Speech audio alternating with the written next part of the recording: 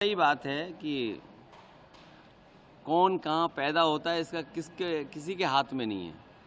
क्योंकि मैं उस परिवार में पैदा हो गया इसलिए मैं यादव हो गया। आप किसी और परिवार में पैदा हो गए तो आप वो हो गए।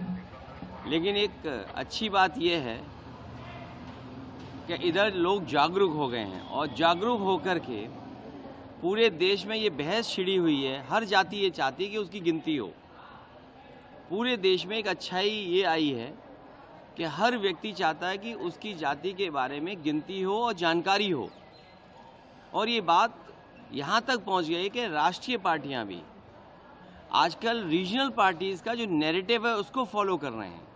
मुझे याद है लोकसभा में जिस समय नेताजी थे, शरद यादव जी थे, आदरणीय लालू प्रसाद यादव जी थे और दक्षिण भारत के बड़ी संख्या में नेता, रीजनल पार्टी के बड़ी संख्या में लीडर्स ये मांग कर रहे थे कि जाति जनगणना हो, जातियों को गिना जाए और गिन कर के उनको अधिकार और सम्मान मिलना चाहिए। ये लड़ाई लड़ी गई थी, उस समय सरकार दूसरी थी और वो लड़ाई आज भी चल रही है।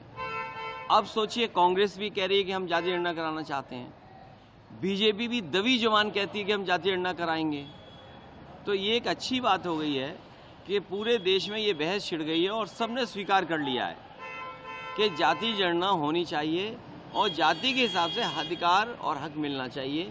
जो बाबा साहब भीमराव अम्बेडकर जी का संविधान है, जिसमें सामाजिक आर्थिक रूप से जो गैर बराबरी है उसको दूर कैसे किया जाए, उस दिशा में जो आरक्षण है उस पर काम हो। और उसमें कई दल तो ये भी मांग रहे हैं कि दक्षिण भारत में जिस तरह सीमा टूट गई है आरक्षण की, वो सीमा तोड़ी जाए यहाँ पर। क्योंकि हमारे जो साथ हैं यादव महासभा में तो हैं ही हैं, लेकिन ये हमारे पारिवारिक इनसे रिश्ते भी हैं और हैं